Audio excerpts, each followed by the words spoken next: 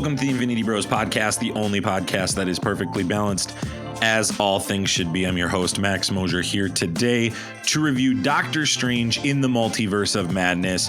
I'm one of 6 rotating Infinity Bros today with one other Infinity Bro. It is my bro who loves Moon Knight and Doctor Strange. It's Infinity Bro Jarret. Jarret, how are you? I'm doing fantastic, man. We're eating well as Marvel fans. It's been a very big smorgasbord of Marvel content as of late.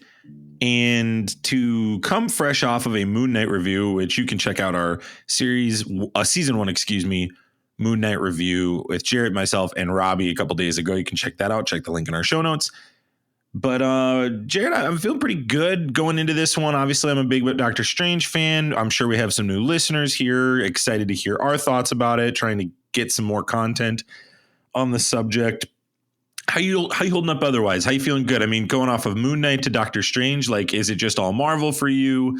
Have you had a chance to take a breath? How are you feeling?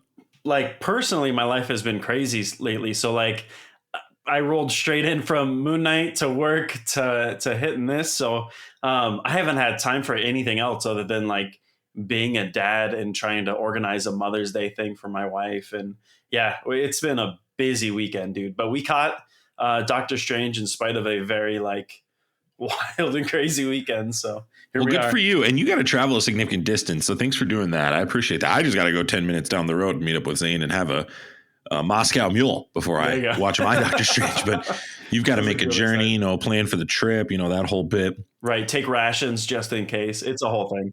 Don't get dysentery. Zane did, unfortunately. He's alive, but you know how he gets. It's Mother's Day weekend, Jarret.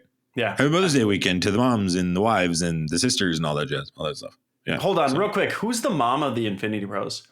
Mom of the Infinity Bros, for sure. It's either Isaac or Robbie.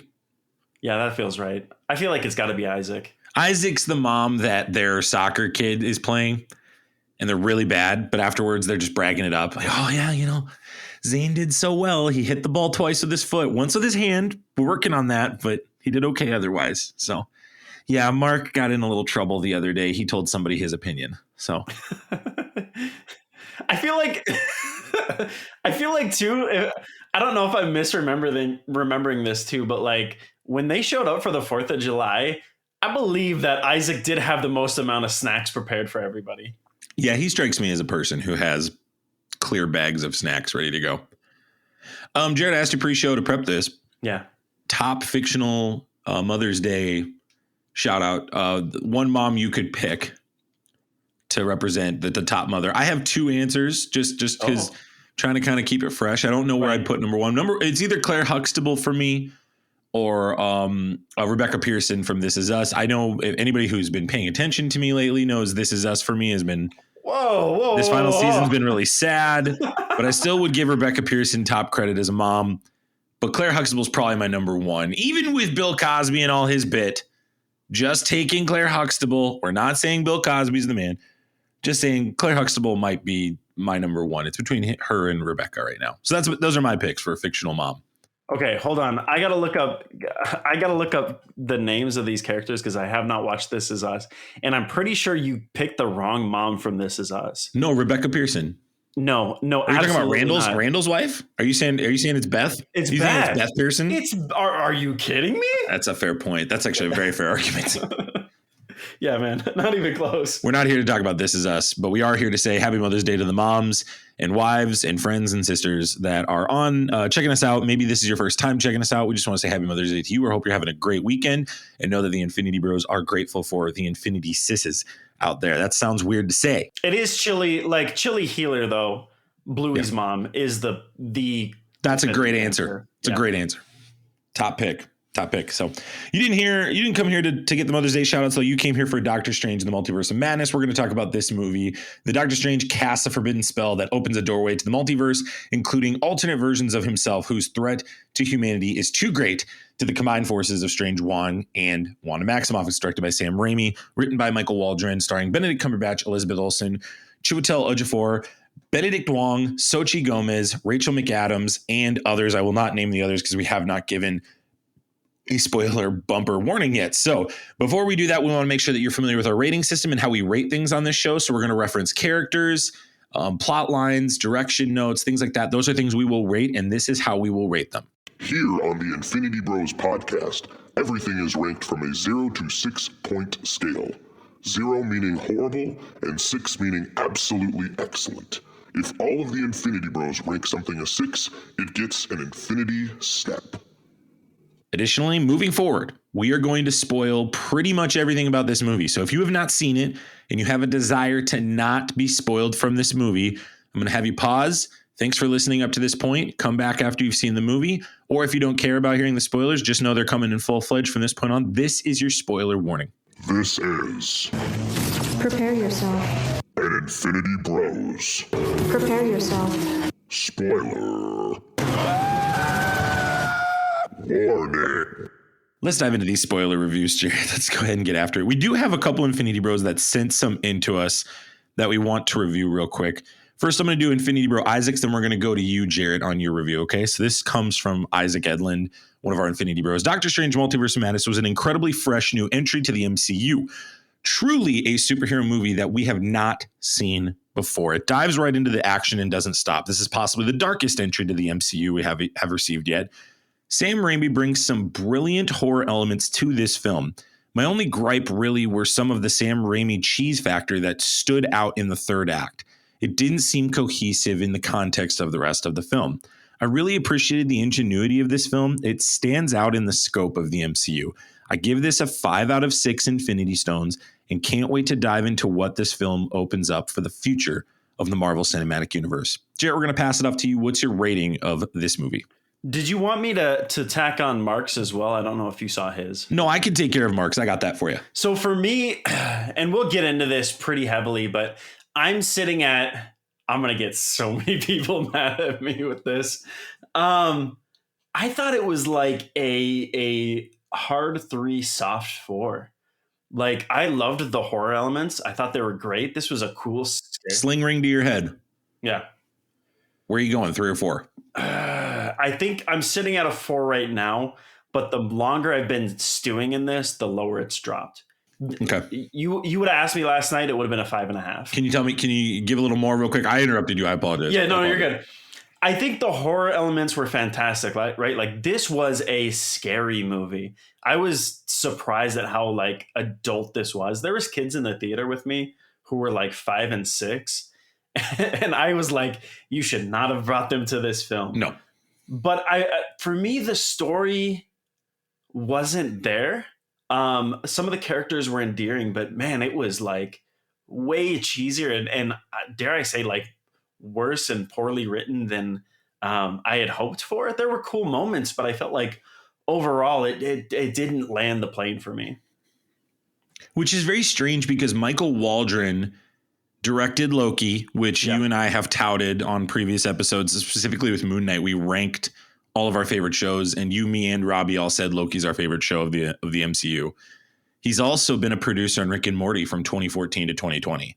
So this is not just some slouch. This is a guy from the Dan Harmon umbrella. This is a very, very detailed writer. I think in the context of Loki, he proved that as well. Absolutely. So it's interesting you give that gripe. We'll talk more about that later. Let me get Mark's review and then talk about mine.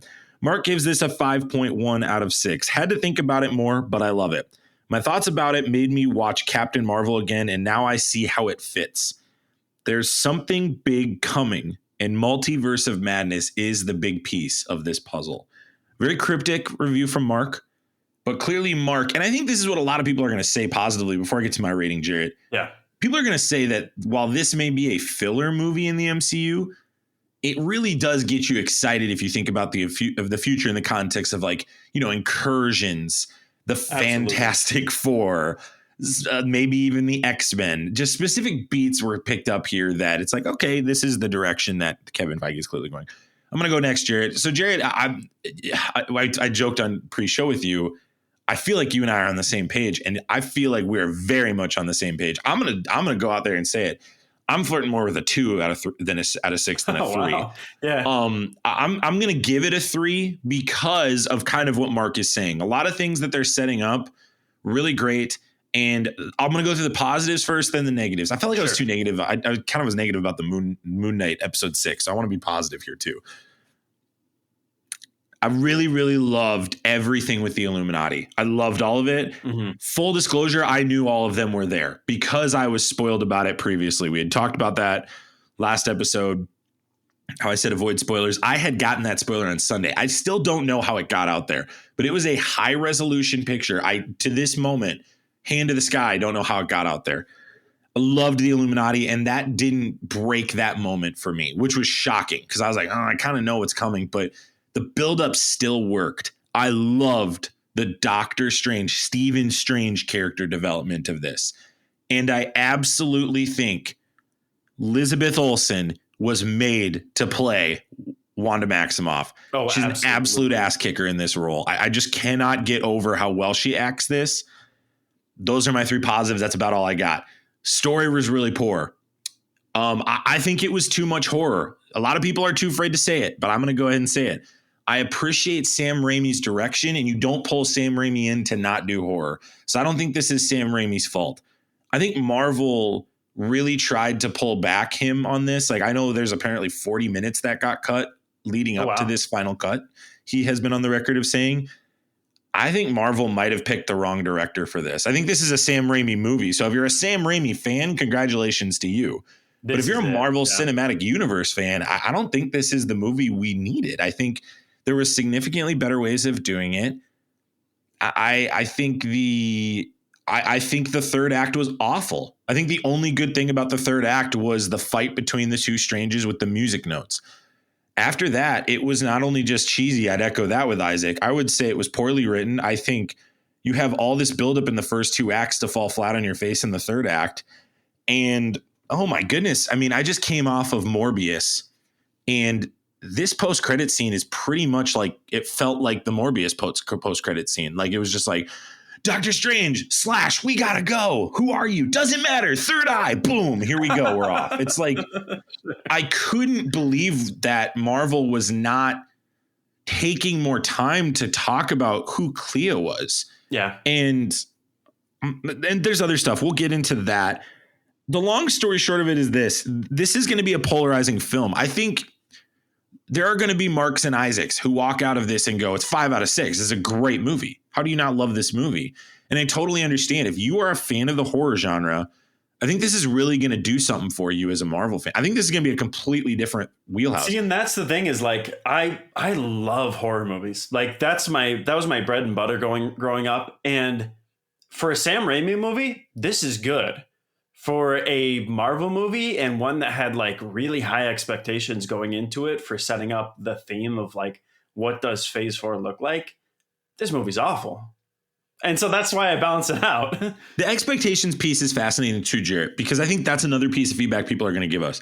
Yeah. They're going to say, well, you were hoping for all these big cameos. That is not at all why I was frustrated about this. Actually, on the contrary, I thought the Illuminati actually nailed it. I thought that was the perfect amount. You gave 7 characters across a bunch of spectrums. You had the Inhumans bit, which that to me is the most mind-blowing. People are talking about the Fantastic Four one. The fact that Kevin Feige had enough humility to go, you know what, Anson Mount, come on back. You play Black Bolt. Let's do it. Mind-boggling. That is more mind-boggling than Krasinski. Hand to God, I think that is the biggest cameo in this movie, especially the way he died. The way Anson Mount died in this movie is it's the reason I tweeted, do not take your kids that are 13 younger.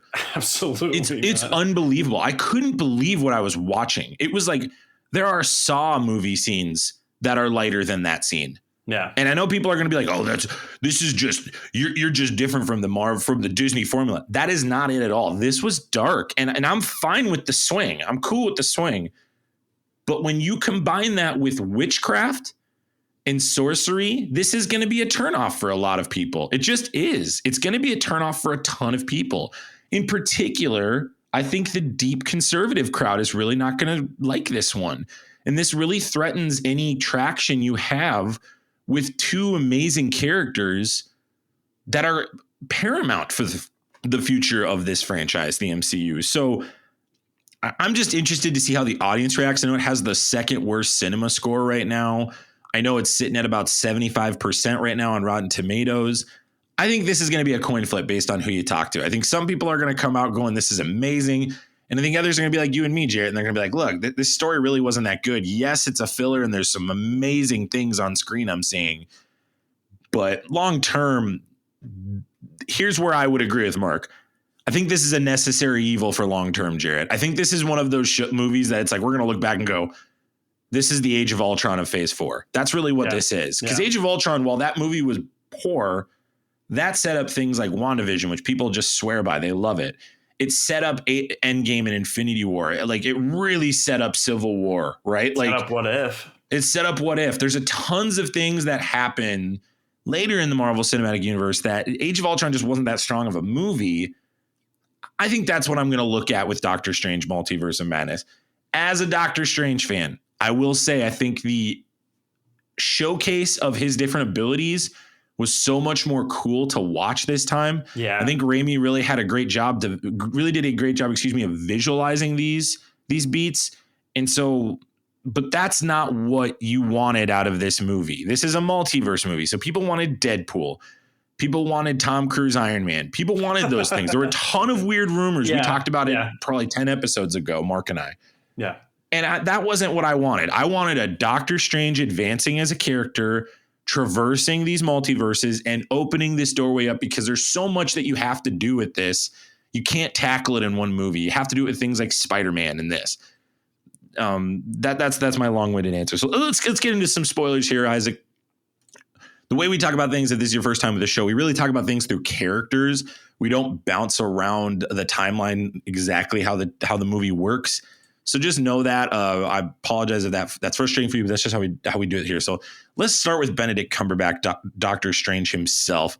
How did you feel about his performance in this, Jarret, on a rating scale? And also, how did you feel about his variants, in particular, the variant that we find out the Illuminati have to kill, which, by the way, another great scene with Black Bolt killing him was awesome. Dope. I'm sorry, just crazy. Yeah. Go ahead and tell me your thoughts on Benedict Cumberbatch acting in this movie.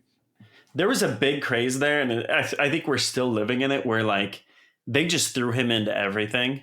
Like, didn't matter what the role was, he was just everywhere. And I think we know his acting chops, right? We've seen his acting chops. I really liked the way that he played the different variants. They felt different enough. The way that he used his voice and everything, I think, added to the experience. I will say, of the like different versions of a character we got this week, Oscar Isaac is still taking it home, but Benedict is up there. Like, he still made it work. I think it was fantastic. I still think the acting was phenomenal, even if the writing didn't carry it. But yeah, that's where I'm sitting with this. Do you feel that his character advanced as a character? Do you think, like, I know we're being negative about the movie. Sure. Do you think how they tied him and Rachel McAdams together in this and really had this dialogue of, we just were never able to catch each other at the right time? Did that work for you? I think the story worked. The individual beats within it maybe didn't, but I think the overall arc that he journeys through this makes sense, even if like there were so many just god awful cheesy lines. Yeah. Especially in the third act when she's like talking him through his dream walk or whatever. Oh my gosh, yeah. That was dreadful. That was awful. Yeah. But I actually really enjoyed, especially the scene at the end where he's fixing the watch. Like, I think the character growth there, and the fact that she gives him that honor of like, no, this is a different Strange. He's grown. Like, something is different about him. I really appreciated that. And the bit with Charles where he says, let's see what kind of Doctor Strange you will be. Like, I liked that. I thoroughly enjoyed that. It's clear that Xavier looked in his mind and saw who this Doctor Strange was and was like, this is a different guy. We don't have to worry about this right now. Now they kind of inceptioned the idea of the Darkhold, and we'll talk about that a little later. But here's kind of where I'm trying to describe this with people. So I'm at a barbecue today and somebody asked me how I like this movie. And I said, I still don't really know. I would say that I liked how Benedict Cumberbatch did in this. I think he did everything he could with what he had. I loved his progression with Rachel McAdams. She gave everything she had with this. I do not like how Rachel McAdams' character was dealt with. They gave her the worst lines, dude. Like, Rachel McAdams has the chops. I cannot believe how bad her writing was. I cannot. It's like, so I'm going to totally 1 out of 6 Dr. Christine Palmer. Yeah. the only reason it worked was because he looked her in the eyes in the third act and said, "I love you." Like he interrupted her and I said, I still love you. And that worked for me. That landed for me because of the scenes we saw with the wedding at the beginning. Yeah. But like her wedding was weird. How she's like just talking to him and not with her husband. That's weird to me. That was weird. Additionally, the line she says in the third act where she says, "You're the Sorcerer Supreme, use the undead." And that's like the trigger for him to make this cape of zombies. I can do that. Like, what? I'm like, get the heck out of here, Marvel. This is not what you guys are doing right now. And between that and her just being a super intellect in the second act, then all of a sudden transferring into a damsel in distress. Right. When the things get south, it's like, who is this character? Is this woman? Is this a different tough woman? Or is this a fearful, scared person? Like, come on, let's clearly define who this is. This woman was strong. She's working for the Baxter Foundation. I'd like to think she's a little smart. She's smart enough to not need America Chavez to pound that glass to open it. I'm sorry. I just don't buy that. I think this was, and I feel for Rachel McAdams because it's the same thing with her as Natalie Portman. It's like, you're just there to be a body in these scenes. This was awful for her. Absolutely awful for Rachel McAdams. 1 out of 6. For all my gripes about the first Doctor Strange was, I think it was good, not great. She acted her heart out in that one, and it was way, way better written. This felt like a betrayal of her character. Completely. I feel bad for her. I don't think Natalie Portman's going to get this because obviously she's got a way meatier role coming up in the Thor movie. But Rachel McAdams should bow out after this. Yeah. She should get away from this and say, "Thank you for your time. I don't need to be doing this anymore. I don't need the paycheck. I can do other projects." This was so bad. Let's talk about another character I had frustrations with, Jarret, and maybe you'll agree with me. Benedict Wong's Wong. I hated the fact that he's the Sorcerer Supreme and he is bending over backwards for everybody. He's bending over backwards for Doctor Strange. He's bending over backwards for Wanda. I don't care if 4 people are about to die. That is not what the Sorcerer Supreme does. The Sorcerer Supreme looks at Thanos dead in his eyes and says, "You're going to kill Iron Man. Take this because I'm going to go ahead and gamble on half of the whole world." And Wong can't do it for 4 people. Get out of here. 1 out of 6, Wong. I feel terrible for Benedict Wong. He's done a great job in Shang Chi. He's been great in all these films. This was worse than Rachel McAdams. Rachel McAdams at least had something there. There was chemistry with her and Benedict Cumberbatch. Wong was just a baby. He was an awful hero in this. And shame on Marvel to do this to Wong, who is a central character to the Doctor Strange arc. And Benedict Wong is a tremendous actor. I cannot believe that we let this happen. I cannot believe that he was just relegated to living on a mountainside, taking Wanda to the mountain, and then just totally being. And yes, I understand in these movies we have to get exposition, but like that was all Wong did.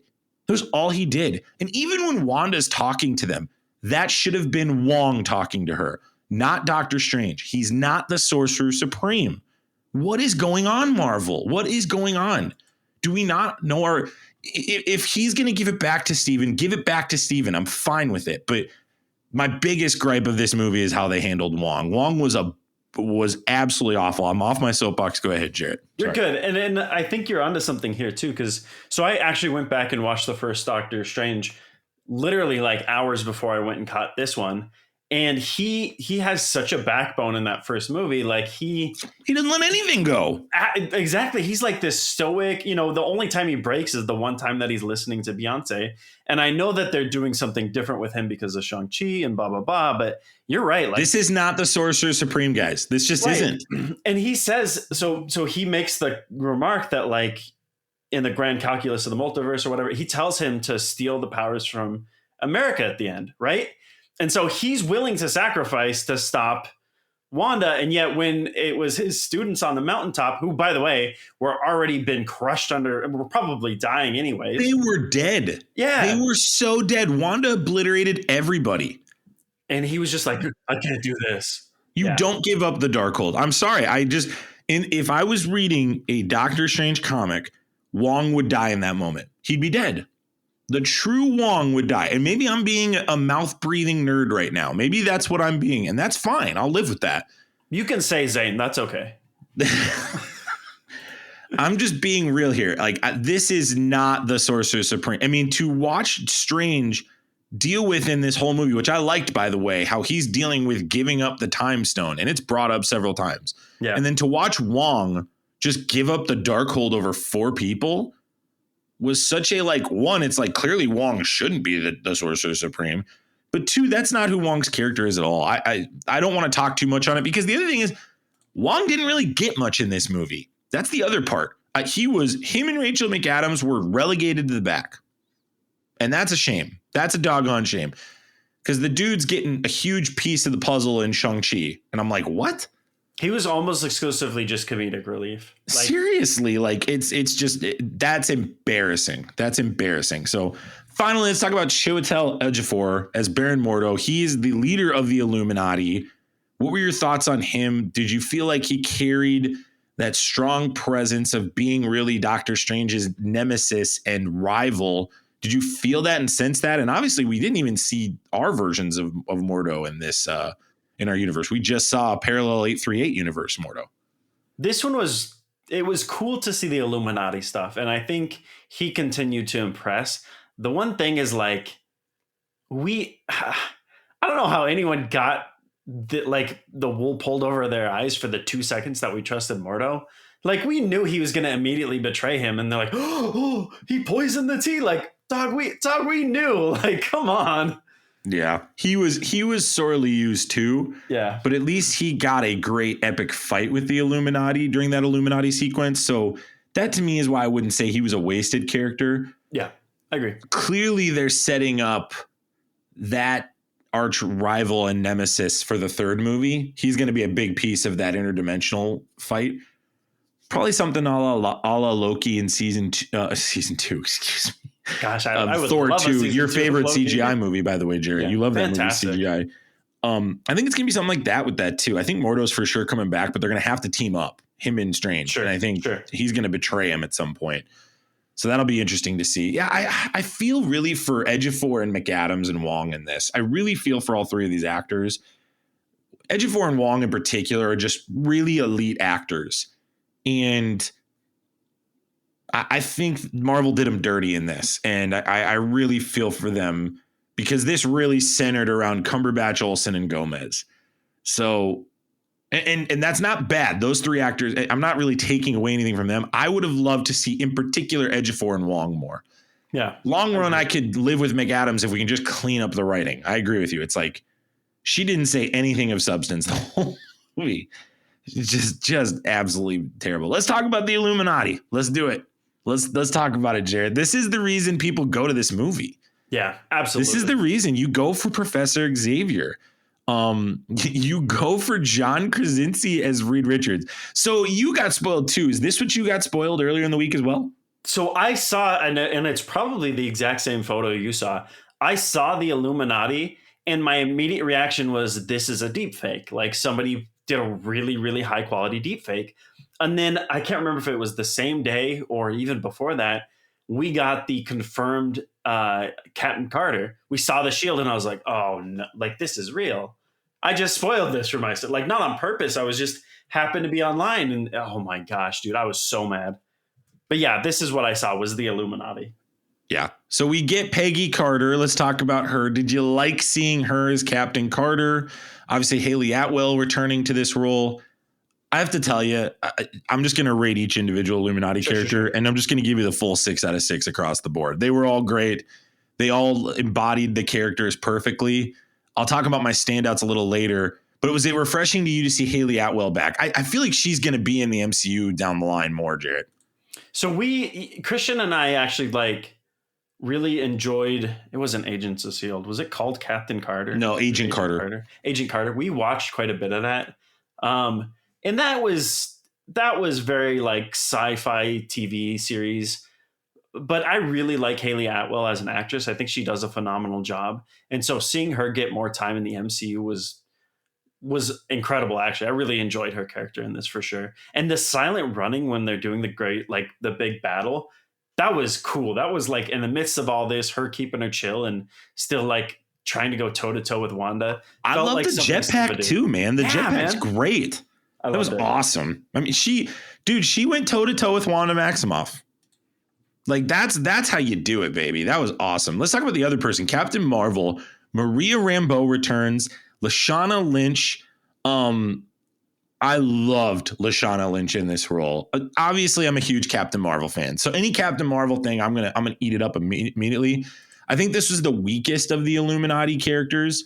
She kind of just sat there and did the, bit, cracking her knuckles and doing the fist against the hand bit. But I bought it. And I bought that Lashana Lynch's portrayal here.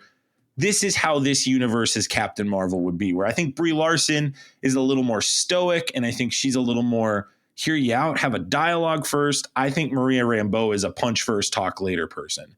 Yeah. And I really liked her. And I really kind of liked how her and Haley Atwell worked together too, fighting Wanda, even though they both died. That was wild. Let's bounce. We talked about Mordo. Let's go ahead and talk. My standout in this movie is Black Bolt. Man. Two lines, really. Anson Mount coming back is the biggest upset in the history of the Marvel Cinematic Universe. Like, Anson Mount, take your bow. You officially can lean into it. You are an MCU person. You don't have to fight that the Inhumans battle you've had to been fighting for the last 5-6.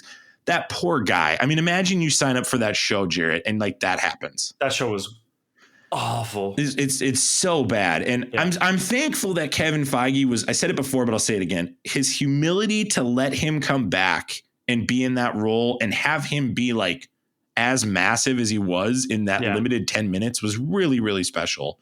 That was fantastic. I loved seeing him. His outfit looked 6 out of 6.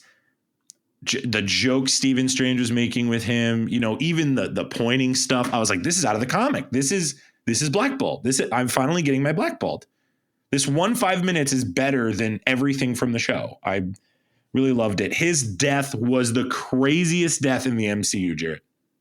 And that's the thing too, is like, I think there was definitely some horror stuff leading up to this, but that's the moment where it completely turned for me. And I'm like, holy cow, this is not what any of us thought it was going to be. And it was cool. It was very visually like jaw dropping. The only thing, one of my biggest gripes about this movie is like, Mr. Fantastic is the smartest dude in the multiverse, or at least up there, right? Yeah. He's not just attacking Wanda by stretching his hand. Completely agree. Well, and then he immediately tells her, like, his mouth is the thing you got to deal with. Look, his mouth is what you got to... And I'm like, you're an idiot. Here's where I'm still going to give... So here's what I'm going to do. I'm going to give Krasinski a 6 out of 6. Absolutely. I'm going to give Waldron, the writer's portrayal of this, a 4 out of 6. Sure. Does that make sense? Krasinski embodies the character perfectly. Absolutely. If you tell me tomorrow that Fantastic Four has him leading it with Emily Blunt as his wife, I'm signed up. Let's roll. Yeah. Let's go. I'm ready to go. No problem. He's the guy. This is what I'll say, though. I'm completely in alignment with you. If they're going to do incursion stuff, then this Reed Richards in particular has God destroying weapons in his arsenal. Yeah. He's got a transportation system that's getting him to a specific chair. You cannot tell me his game plan to fight a witch that's traversing multiverses is to explain Black Bolt's power and stretch his arm. Can't buy it. Can't buy that. Really, really poor writing. They name dropped the Baxter Foundation right away. And I was like... When they name dropped the Baxter Foundation, my jaw dropped. And I knew about the cameo. Yeah. And I'm like, holy crap. I'm like, cool, we're getting scientist Reed Richards. And we're like, nah, this dude's an idiot. Here's the other thing, and this is a side note. If Krasinski directs Fantastic Four, Jarret, are we upset about that? Absolutely not. I love A Quiet Place. Because that's kind of what I think they should do. I think that's what Marvel should do. They should have the first director/actor do it. I guess Taika Waititi counts too, because he's playing Korg. But let the star be the director. Yeah. He added Korg as like... He just wanted to throw himself in there. He wasn't the lead, but like, right. I think John Krasinski, with the 2 films that he's given us, has the chops. Absolutely. And it fits the mold of how Marvel does this. They pick guys that are kind of up and coming. And I think Krasinski's an up and coming director. I agree. What a journey for that guy from The Office to now, though, right? I love it. Like, you got to think John Krasinski was thinking to himself after this movie came out, like, holy crap, I just played Reed Richards and I'm already the best Reed Richards of all time. He sort of teased it, and I don't know if it was intentional or not, but there is a bit where he used to do, I can't remember what it was called, but in the height of the pandemic, he did that like weird news series on TikTok. Sure. Yeah. And there's one, and people are clipping it now like crazy, where he says, where I think his daughter or something drew a comic of him. And he's like, and that's the closest I'll ever get to playing a superhero. And then he stares at the camera. We're idiots for not catching that sooner. But this dude, he's eating it up for sure. Good for him. He deserves it. And honestly, after this, it's going to be really difficult for Feige to not pick him. It's going to be very difficult. So he's young enough. He can do it for a long time too. So the argument that it should be somebody younger, I don't buy that either. Let's get into some of the meatier characters. Let's talk about Xochitl Gomez, who plays America Chavez. Obviously getting a little political right now. There was a lot of countries around the globe saying, hey, we're not going to take Doctor Strange because her mother's had a lesbian relationship on screen. I got to tell you, Jarret, for what I saw, I was like, that's the reason you're not sending this movie out? Yeah. I was like, this is the reason. I was like, this is barely anything. America Chavez is bisexual or lesbian in the comics? I believe she's bisexual. I could be fine, whatever. She's one of the two. Sure. It's a rainbow pin. If this is what we're getting mad about, this is ridiculous. This is ridiculous. I just want to make that point first. Ridiculous that other countries are like it's like maybe 30 seconds in the 30 seconds. That's like ridiculous. It's like it was so stupid. I rolled and thought of all that when I watched it, but huge standout in this to me, Xochitl Gomez, 6 out of 6 to her, Jarret. I really, really loved what she did in this. I think with the limited time she had, she was great. She embodies the character of America Chavez, who is a newer character for a lot of people that haven't been reading newer comics in the last, I'd say, decade. But man, Jarret, like, it's clear and obvious she's going to be the main piece of this puzzle for the Phase 4 and on. Like, she's who the Young Avengers are going to have to protect. She's a powerhouse, dude. And like, I got to say this, Xochitl is charming as heck. She killed it, dude. She was fantastic. I really, really liked her. I really thought she was really fun. She embodies this character. Obviously, we never had this character on screen, and this character is newer in the context of comic ages. But I'm welcome for it. And I think with how they're slowly building this Young Avengers core, I really am okay with her being the centerfold moving forward. I really am excited to see what they do with her. I would have liked to see when she hit Wanda for that to be a little more of a powerful punch, because for those that don't know, when she punches people, like, she literally disintegrates them. Like, her punch is the most powerful punch in Marvel Comics. I would have liked to see that be a little more displayed. So I'm again going to put that on Waldron, and I'm going to put that on Raimi, that wasn't displayed and showcased as well. But doggone it, Jarret, I'm with you. She was enduring. She was charming. And even with the story that was limited of her backstory, perfect way to describe it. I accidentally opened a portal and it took my parents. And now I'm frustrated, and I've been working through multiverses ever since. Love it. I think that's a great story arc. I think it's minimal. We can explore more of that down the line, and we can clean that up a little bit. I think this is a good game plan. And I've heard a lot of people go like, because originally she was going to be in the new Spider-Man movie. She was going to be the reason that these characters came into our universe. It wasn't going to be Ned. It was going to be her. And so I would have loved to see that. I am not going to lie. I think that would have been better, and we would have gotten more out of her. And I think in an alternate timeline that she probably traverses, we're talking about, man, this is the future of the MCU probably. That being said, I think it was good, and I'm excited. Let's talk about, I think, the biggest piece of the puzzle of this movie, Jarret. It wasn't a secret that she was the villain, but it still was jarring to watch. Oh my gosh. Elizabeth Olsen is Wanda Maximoff. And we find out some really interesting things here, Jarret. We find out the whole time that all these monsters are essentially being controlled by her. Right. We also find out that her plan the whole time was for Strange to bring Chavez to her. Yeah, dude, she is coming for blood. And if you are a Wanda stan, then I've got to tell you, I think you're a big idiot. I don't know how people are so excited. Imagine people being this excited about Thanos. That's what I'm saying. Yeah. She's more bloodthirsty than Thanos because she wants to destroy entire universes. Right. I soapbox moment here. I don't understand how people in this universe, and apparently other universes now, because apparently we can count 838 now, why do people in these universes just blow off Wanda Maximoff, Jarret? It's my biggest gripe in these shows and these movies. Why are they blowing her off? I don't understand. It's like, yes, you have to build up to clearly there's going to be a disassembled arc coming down the line for the Avengers. And that's probably how you restart everything. But like, how are they looking at her right now? And just like, even just to like be kind of nonchalant about Westview with her when he meets up with her in the vineyard. He's like, I'm not here for that. I don't care. Like, what the heck, dude? He told her she cleaned it up. I'm like, no, she didn't. She didn't clean up a thing. What are we talking about right now? What is going on? What is going on? Hey guys, Jarret here. I have a little confession to make. I cannot stop drinking coffee. If you've been around us long enough, you'd already know my little habit of making a pot of coffee at 7 p.m. each and every time I prepare to stream or appear on the podcast. Up until last year, I paid penance for this dark deed by punishing myself with store-bought value brand coffee. And trust me guys, I suffered. All that changed the day I discovered Many Worlds Tavern though. Many Worlds Tavern is an online coffee company that prides itself on being the best coffee a person could bring to game nights. I'm not just saying this, go back and watch our Twitch VODs. When it came time for me to grind my way through Dark Souls 3, the only thing keeping me energized and ready to take down the Nameless King for the 73rd time was some French press Great Old One. I like my coffee like I like my video games, dark, rich, and full of flavor. Great Old One did that for me.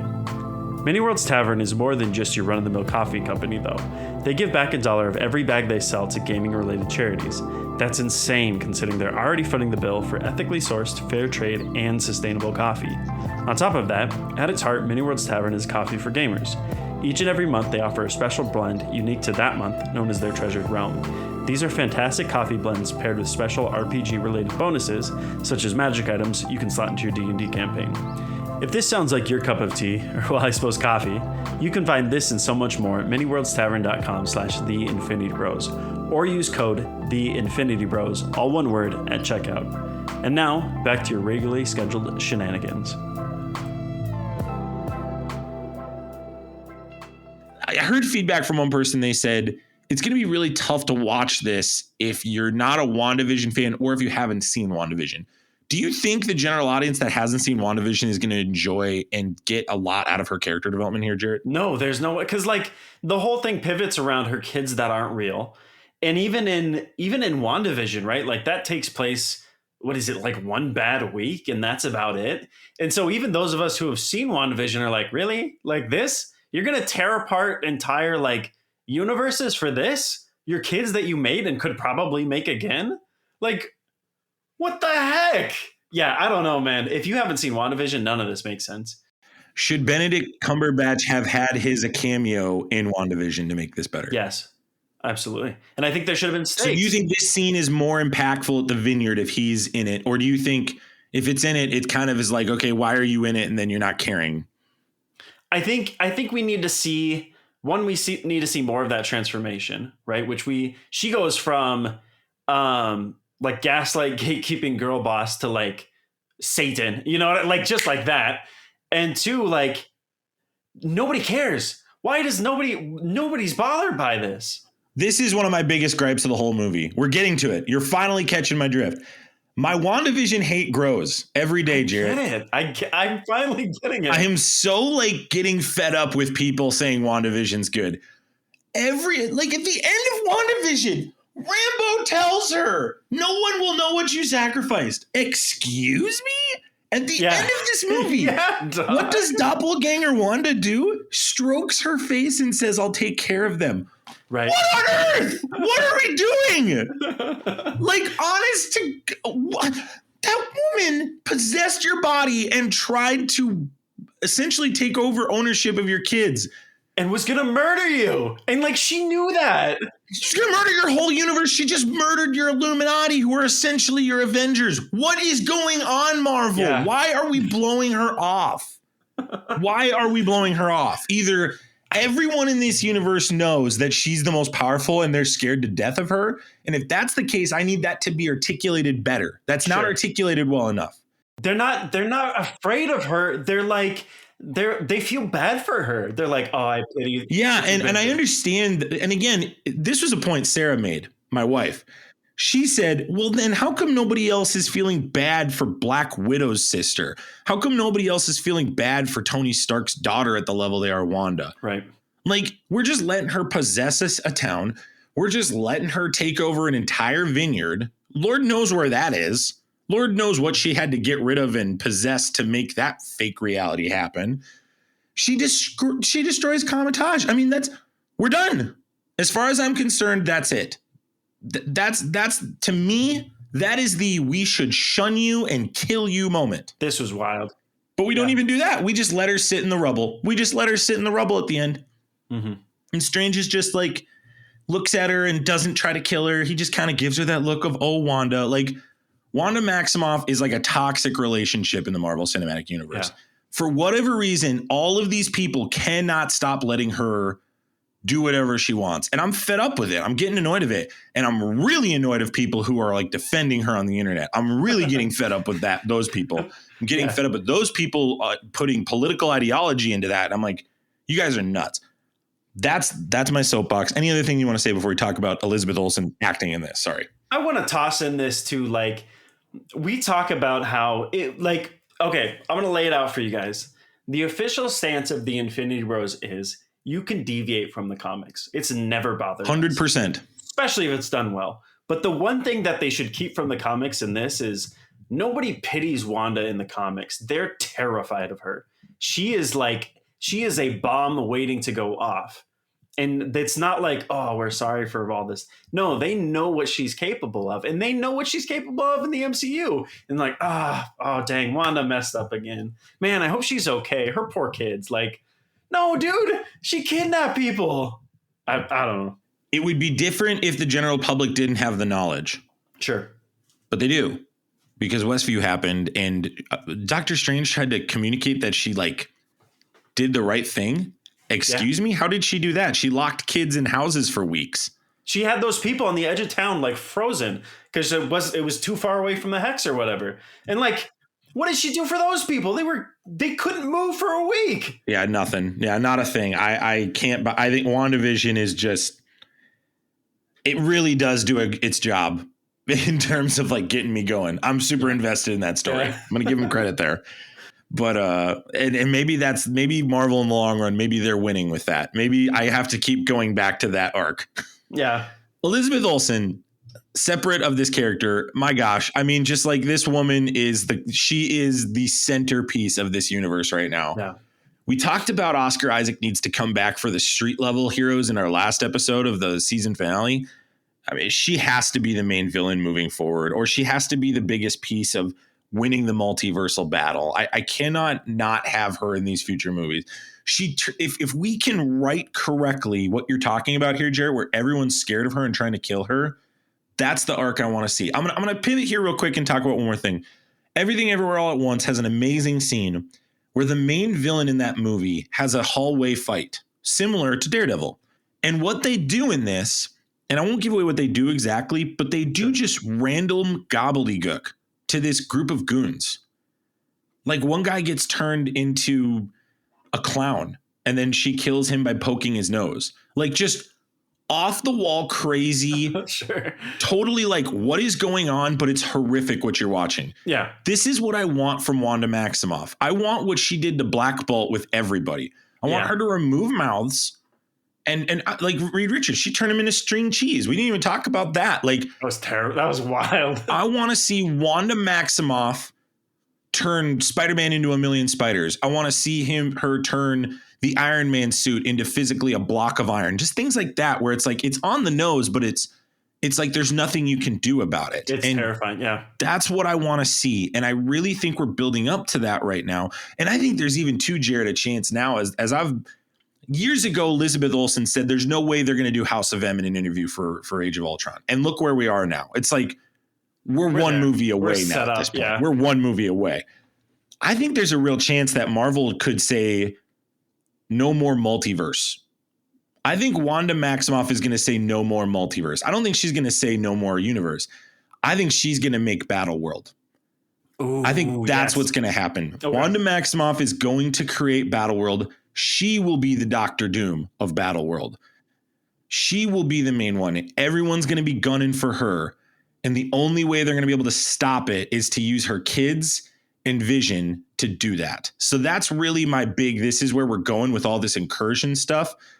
You really do need the Fantastic Four. I totally see why they're making a Fantastic Four too. You need Reed Richards to be the person explaining how incursions work. And not this Reed Richards. And not the Reed Richards pointing at Anson Mount guy. We don't need that guy. No, that's for sure. But Elizabeth Olsen, sorry, I went off track. Elizabeth Olsen, 6 out of 6. Marvel, sign her to 10 more movies. Get her on everything. You need her central, whether that's anti-hero or villain or whatever it is. She plays, and like, let's just give props where props is due. She plays a terrifying villain. She's frightening. This was like, I one of my favorite moments in Star Wars, and it took years to pay off. But the scene at the end of Rogue One where Vader like ignites the lightsaber and just like, that's what this felt like the whole way, start to finish. Like, she pursued them like slowly and aggressively and doggedly, and like nothing could stop her. That was best horror elements of this movie were her chasing people. So it was her coming out of the mirror dimension. It's her turning the corner in the tunnel. It's her turning Reed Richards into string cheese. Elizabeth Olsen played the horror in this in such a way that was so unique and amazing. I would liken it to the Riddler, where the Riddler in the Batman was very psychologically frightening. She is very witchcraft frightening. And I really, really appreciated how this movie did that. And I got to tell you, man, Elizabeth Olsen, man, this is her year. The last 2 years, take a bow, Elizabeth Olsen. Like, you have earned everything you've gotten. You are officially an A-list actress after this. Like, this is your moment. You are a huge centerpiece in this universe. I can't think of a future, and I know we've had gripes with the story, but I got to tell you, I still feel some hope if she's involved in it, because she makes me, I get so mad about WandaVision, but I think a part of that is because of her portrayal of this character. I think I'm really invested in her arc more than anybody else, and I really respect that about her. And to watch her arc, Jarret, and how she's done it since Age of Ultron, that's a completely different character to today. And I believe her that she really like wants these imaginary kids. I believe it. Also, not to like hammer the story anymore, but like, she's not this broken up about her brother or Vision. Yeah, when she's like, oh man, like I miss my kids. I got to make sure I protect them. She did not give a second thought to Vision that flew off, or her brother who died. She's not looking for him in the multiverse. Do you think WandaVision, the goal at the end of that was to establish she has closure with Vision and her brother? And that's why she's trying to build this closure with the kids. This is fuzzy. It's never explained. Like, we don't get that at all. Yeah. Nothing tells us that other than our wild speculation. You could maybe say that about Vision. I think you can make that argument about Vision, where she goes, I can't feel you. And then she says goodbye to him. Sure. I think I can buy that argument with Vision. I agree with you on Quicksilver. I don't know if I can buy that about Quicksilver. But you're making a great point. In these multiverses, there's definitely multiple Quicksilvers and there's definitely multiple Visions. Absolutely. There just are. So let's talk about, I think we've covered pretty much everybody. Anybody I'm missing, Jarret, that you want to highlight at all? Or Baldur the Brave was in it. Obviously, Sam Raimi always puts, oh my gosh, I'm forgetting his name right now. Forgive me. Wait, Baldur the Brave? The cameo. Oh, Bruce. I'm sorry. Sam Raimi always puts in Bruce Campbell in these movies as well. Did you enjoy Bruce Campbell's cameo where he's hitting himself for a couple weeks in that 838 dimension? I thought it was funny. Here's the thing. I stayed for that second end credit scene, and we actually got kicked out of the theater. So I waited at the door for that second end credit scene. I literally like, what kind of theater are you going to? Dude, it's so back. It's so backwater. But they kicked us out of the theater. I waited at the door, and that was the second end credit scene. And I was mad. Like, if this had been a better movie, that would have been a funny joke that would have landed. I was like, really? You're going to give me the worst, 2 hours of my viewing experience so far, and then you're going to be like, screw you. There's no second scene. Go home. I was mad. One question before we get to Clea, and then we'll close out the show. Did you appreciate the multiverse traversing and how they kind of showed obviously in one multiverse, we got to see the Living Tribunal was in the background, which we didn't talk about that. And we're not going to get into that today, but that really opens up a can of worms. And we kind of get all these different types of multiverses. I was personally disappointed that they didn't have more cameos in that. That to me is where you really could have put more cameos in. I think that was a missed opportunity. And I don't know if that's because they don't want to set things in motion for the future and maybe that's their game plan down the line. But I was disappointed by that. Your thoughts? I thought it was interesting. I think they definitely could have done more. Like we got cameos in the form of everything in what was the universe 381 or whatever it was 838. But I think you make it a little more macabre, get a little weirder with it, and they kind of did. Like we got the paint, we got his face splitting up, which we saw in the trailer. But like even Guardians of the Galaxy did this a little better with their whole. And that second movie is a rough watch, but they had some cool stuff in the background. You know, we got Howard the Duck and a few other things. Like, why not? You're playing Calvin Ball with this anyways. There's no rules here. Throw us whatever. Like, nobody's Marvel seems to think as of recently these cameos are not important, and I think that's a huge error by them. Every Disney Plus show has talked about cameos they've removed. These movies are talking about cameos they're removing. I got to tell you, Jarret, I think that's a recipe for failure. I think keep what got you here. Cameos got you here. Seeing who's coming next or seeing Tony Stark walk in the bar of Incredible Hulk, that's how you're here. Absolutely. You got to do it that way. And you can make it weird, but you don't, I don't know. This was a moment I felt was wasted. Yeah, like we've seen Howard the Duck. That's not a character anyone expects to be in the movies, right? Like you can get away with putting like just Easter eggs in the background for fun. They missed it with Spider-Man 2, but I really think Into the Spider-Verse, this is your moment to put that cameo in. Heck, even a Morbius cameo would have been hilarious. Oh, yeah. Like that would have been rough, right? A lot of people would have eye rolled, but I think that would have at least given substance to what they're trying to do. I don't know. Who would you? Okay, if anybody, somebody up and coming or not, or maybe like a throwaway Easter egg, who would you put in the background? So currently established, it would be Miles Morales. Sure. I would take cartoon version, and that would be, and I would have loved if he goes into that, and then you hear, "What's up, Danger?" Like that's the song that played, and then boom, you go to the next thing. You don't even have to show him; just do that song, and everybody knows what's up. Yeah, we know. Yeah, that would have been perfect, and you don't have to do anything with that. You don't have to. Yeah, like you don't have to work with Sony on that, but I think that would have been really cool. I really would have also probably liked to see the X-Men cartoon get referenced. And sure, I don't know what they're planning on doing with that franchise. I know they're making a huge push to have that come back, the 90s X-Men comic or comic show. Right. But my gut tells me they're connecting that to the MCU too. My gut tells me we're going to see some of those characters in this big crescendo Avengers movie. I just think this is how they're going to work Deadpool and all these. And even like, you know, there were rumors of Tom Cruise playing Tony Stark. The Avengers movie, I think, is where we see those crazy cameos occur. Sure. I think they just wanted to keep this as contained as they could. Yeah, so that makes sense. Let's talk about the final scene. Clea. Jarret, what's your background with Clea? How much do you know about her? I know a little bit, but obviously I want to know. You're much more of a comic lore guy than I am. So yeah. So oh gosh, I'm trying to remember.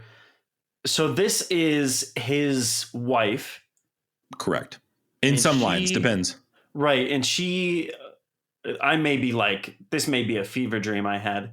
She is like a creature from the dark dimension that is like obsessed with him. I guess I do know more about it than you. Okay. Here we go. She's Sorcerer Supreme of the Dark Dimension. She's the niece of Dormammu. Okay. She's an apprentice of Doctor Strange, and she does fall in love with him. Okay. So that's the direction I think personally we're going. I think the third movie is a return to form of Dormammu and Mordo.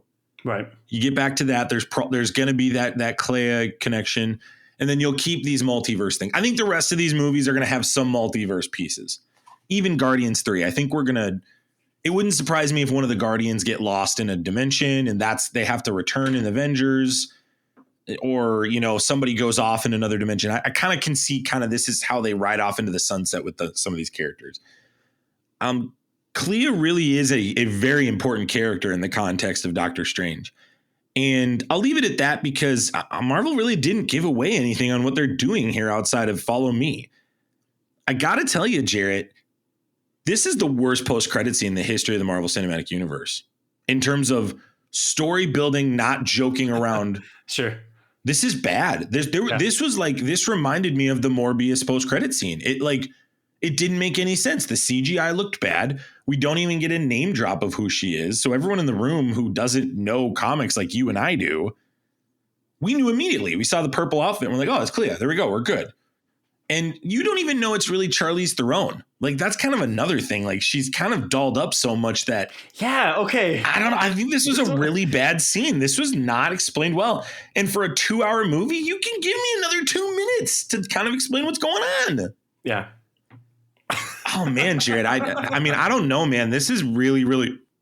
This was rough for me, man. This was a rough viewing. I really thought I was going to be the only one with these complaints. I was like, man, I'm ready for these guys to tear me apart. Because I think originally yesterday it was supposed to be you, me, and Isaac, Robbie. And then we come to this, and I'm like, okay, maybe I'm not so crazy. Because I had this conversation with Christian. She wasn't able to come with me, and she said, hey, are you sad I didn't go see the movie? And I was like, absolutely not. Truthfully, I don't think this movie is for you. And if you want, I can explain to you the 5 big points that you missed. Sure. And we could watch it later if you want. But this is the first Marvel movie in a while that I'm like, it's really not worth seeing. I don't think, unless you're a big horror fan. And the huge problem here, Jarret, is it's a huge world builder one. Yeah, absolutely. It's going to be a required viewing moving forward. Mm-hmm. And I think Raimi just went too Raimi with it. I agree. That's really all I can say. I think Raimi was so Raimi in this. I think Derrickson would have been a better director. I know he left early on, and I think he might have been better for this. He did a great job of maintaining the horror in the first one, but also keeping it at the level that I think Disney and Marvel need it to stay at for the general audience to appreciate it. And we didn't even talk about the third act with the zombie stuff, but the music fight was great, but the third eye on the head looks absolutely dreadful. It looks so bad. It's like I'm trying to wrap my head around, with all the great CGI we've got, that's what we're doing. I could make that with a TikTok. I could make that with my cell phone, what they're doing with Benedict Cumberbatch. The CG, I want to push back on this, not push back on you, but push back because I've seen so many people on Twitter already coming out with the hot takes. I don't know how you guys can complain about the CGI. It was awful start to finish. If you take more than a second to look at the CGI, it's glaringly bad. The first scene, the opening scene was glaring. I agree. I think CGI was not good in this. I'm starting to think these COVID years really kicked Marvel's butt. Yeah.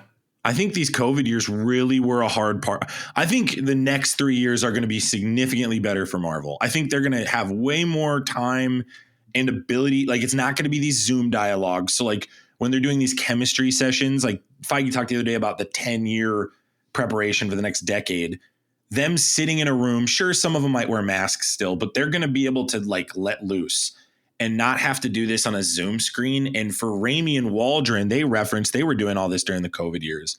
Yeah. I think that played a huge part in this. And I'd reference even other shows. I thought the Deadpool season finale, Moon Knight season finale was rough. I think Hawkeye, the season finale, was really rough. I think just Marvel's got a problem right now with landing the plane on these story arcs. That's all. I think the story arcs, the first and second acts were great. I kind of stand by that with Doctor Strange. First and second act, I'm catching what you're doing. I love seeing Doctor Strange transform. I love his transformation. I can see in Benedict Cumberbatch's eyes his love for Rachel McAdams' character. And I can sense he gave that up in Infinity War and Endgame. Because that was the thing in that movie. We didn't know where she was. And it's it's clear he gave that up. And I loved that. But in the third act, we are oh, don't do the Darkhold. I have to use the Darkhold. Okay, don't grow a third eye. I have to grow a third eye. I'm going to take over this zombie. Hey, you're the Sorcerer Supreme. That should be enough. You're right. It is. Wong, thank you. Slingshot these guys. Okay, and then Wanda all of a sudden comes to her senses? Get out of here. Wanda just said she was going to kill multiple universes no matter what, and all of a sudden now she's coming to her senses? No. If Wanda went full crazy bitch, she's got to finish full crazy bitch. America Chavez should have knocked her into a third, fifth reality. I still believe even with that encounter of that universe, that Wanda Maximoff should have looked at that and gone, okay, on to the next one. That's what I think she should have done. It shouldn't have been one universe for her to come to that realization. The Darkhold has corrupted her. It's more than that. It's different than that. I think the storytelling was really rough here. So can we just for 2 seconds? I know we're beating a dead horse and maybe giving this a little more hate than the other Infinity Bros might not like, but there is the moment where Strange is about to do the thing that every other Strange and every other character in this has done, which is to steal America's powers to save the day, blah, blah, blah.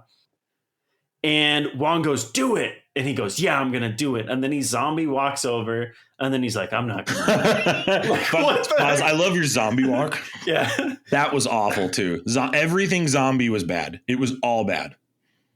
Looked bad. It felt bad. It was weird. His pivot was so weird because he's like, yeah, Wong, you're right. I do need to kill her. And then he walks over and he's like, never mind. I don't need to kill you. It's fine. It was so bad, Jarret. Third act was just bad and it didn't feel coherent. And I wonder, Raimi also said he left 40 minutes. How much did Marvel say do this? I don't know. We'll never know. Bro, I want to see the Raimi cut just to see if it's a train wreck or not. Dude, the other scene that was wild was when Strange threw that guy threw the other Strange out the window and he lands right on the fence. Oh yeah, and the eye pops I was open. like, oh my gosh. I'm like, okay. And the eyeball with the octopus. The eyeball with the octopus right out the gate. I'm like, how does this stay like PG-13? Congrats to Marvel for keeping this PG-13, by the way. Congrats to them. Huge victory. When the one that, other than like, obviously, so Professor X's death is horrifying. Scary. Yeah. Yeah. We didn't talk about that, right? We had a Black Bolt, but the one that really stuck with me when Captain Carter gets cut in half, obviously they don't show it. We don't even see it. The blood like pouring off of the shield, and I'm like, this is PG-13. That was wild. Yeah, Marvel got away with a lot. They did a great job. That's a huge win if you're Sam Raimi. You got to walk away from this and go like, I was able to be Evil Dead Doctor Strange, and I think that's a huge reason some people are gonna. And some like Mark's a big horror guy. I think that's where a victory here is for Mark. Yeah. He's going to be doing laps. Mark's walking away, I would assume, from this going like, I'm never going to get this type of movie again. This is a one and done thing for Marvel. I don't think they can do it again. Yeah. So I think in the long run, that's what this movie has in store of like, I think that's what we're going to look back on fondly of this movie. We're going to say, man, they really did some crazy things that you're just not going to be able to get away with in other movies. And so props to them. And I mean, regardless, people are still going to go see this movie. And that's what I'll tell people. But I am the biggest piece of feedback I'm giving people is do not let your kid under the age of middle school see this movie. There's a lot of people that are going to take their kids to this and they're going to be like, what did I just do? There were 5th and 6th graders in the audience with me. And one of the dudes, not 5th, there was like 5 and 6 year olds in the audience. And the parent at the end of this, he got up, which I don't know how this guy did not leave beforehand because he was sitting right behind me. He got up with all of his kids and he said, I'm never bringing my children to another Marvel movie. He can't. And I'm like, why? First of all, why didn't you leave earlier? And second of all, like Marvel did the one thing that I've been asking them to do, which is do something different with the Marvel universe. But man, they really should have done more advertising for how dark this was going to be. Like parents were. I think this is appropriate in the TV shows, not the movies, Jarret. That's my feedback. Yeah. You want to go full horror, give it to me in a 6-episode run in Moon Knight. Don't give it to me in Doctor Strange. Give me fantastic multiverse traversing, colorful. Yeah, you can give me a couple deaths, but you can't give me like 8 of them, which is what happened here. And that's my feedback. I think Marvel might have taken a massive hit in its audience trust. Yeah. Tons of people are giving this. I've heard 3 out of 10 by 4 different people. I saw a high school kid out of the gate. I was going into my showing. He's like, Max, I hated this movie. And he's one of the biggest diehard Marvel kids I know. Yeah. And I was like scared to death. And that didn't really affect my decision because him and I fight a lot about this stuff. So we don't really fully agree. Sure. But it blows my mind how many people are in our camps. I still see a lot of positives in it. I still can walk away going like, hey, I really like this movie and I really enjoyed it. But I agree with you, Jarret. I think the audience trust was lost here. And that could be very hard long term. So we'll see. They keep taking big swings. Any other scenes you want to talk about before we close out? Man, I don't know. I'm still sitting on this one. And we talked about it beforehand, or maybe I mentioned it in the show. I was sitting at like maybe a 5 or a 4 at the beginning of this. And the longer I sit through this and the longer I think about it, this is really souring in my mouth. Like I like the horror aspects. This is a good horror movie. This is not a good Marvel movie. For being one of the biggest MCU guys on this show, I think everybody thinks I'm the biggest MCU hater now. Why? What? Well, just because of how I've talked about like the last couple things. Like I talked about Moon Knight and Hawkeye and this, and I'm just like, I'm super negative. I don't like being negative. I think you're realistically critical. And like, I'm the most, dude, I put Hawkeye and Moon Knight at the top of my list in spite of how bad they were. But like this, you never thought in a million years you were going to get those either. I think that's another piece of that puzzle. You just never thought you were going to get that. And as a Doctor Strange fan, I did not think I'd ever get a horror Doctor Strange, a true horror Doctor Strange. And that's where this movie is awesome. But the general public is going to hate it. They're going to hate the horror if they're taking their 10-year-old. I think you flip this. I think you take this level of like horror movie aesthetics and vibe, and you pour it into a TV series. You make Midnight Suns. Yeah, I'm seeing the vision here. Midnight Suns. Go for it. Dark. You can make it its own thing that they can come into an Avengers movie and you don't have to catch a ton of people up. So they don't have to expose their kids to it. Or if that's too far for them, they don't have to go down that route. And I think the next Avengers movie is going to have more people that go, I'm not watching your Hawkeye show. I'm not watching Moon Knight. I'm just not. I'll watch your movies, but I'm not going to watch your shows. I think Midnight Suns, Moon Knight, Ghost Rider, Daredevil, these are the projects you can do this stuff with and really have fun. I'm with you, Jarret. I want to see it. So what was your rating of Doctor Strange and the Multiverse of Madness? You can share your thoughts with us on Discord, Twitch, Facebook, Instagram, and Twitter. Just click the link in our show notes. You can also hear more from Isaac, Robbie, Jarret, and I throughout the week on Twitch on Monday, Tuesday, Wednesday, and Thursday. We're twitching weekly. Hey, if you're still here, we'd love it if you leave a review for us on our Infinity Bros iTunes account or on Podchaser. One interesting note, for about another 3-4 weeks, if you leave a review on Podchaser, you're going to get 25 cents donated to a food nonprofit that they're sponsoring. So it's going to go help some people that are not getting fed. So you leave us a review, you get 25 cents. You hated us? Leave us a review, you're getting 25 cents for somebody that's hungry. So just a thought for that too as well. So Jarret, thank you so much for coming on and being part of this conversation. Absolutely. It was a blast. I'm glad we were able to make this work. Yeah, it was really good. It was really good. And regardless of what we say, I still think go see it. Just don't take your kids. Go make the decision for yourself, because I do think this movie is divisive. And I think that a lot of people are going to walk away excited about it. Yeah, if you're a diehard Infinity Bro fan, or even not, and you're interested to hear some perspective that's not ours, Robbie and Isaac are very consistent in how they stream. Go pick their brains during those streams, because they'll have a very, very different viewpoint than we will. I think Isaac in particular, I have a feeling Robbie's going to be more on our camp. Robbie's watching it in an hour from when we're recording. So I can't confirm that Robbie and I are on the same page, but we tend to think the same on this. But yeah, I would recommend check those two out, because it's a different perspective. But we'd love to hear your thoughts. Keep the conversation going at infinitybrospodcast@gmail.com. So we love you guys 3000. We'll talk to you soon. See ya. Bye. Thanks for tuning in to the Infinity Bros podcast. You can find the Infinity Bros on Facebook, Instagram, and Twitter at the Infinity Bros. Feel free to send listener feedback via email at infinitybrospodcast@gmail.com.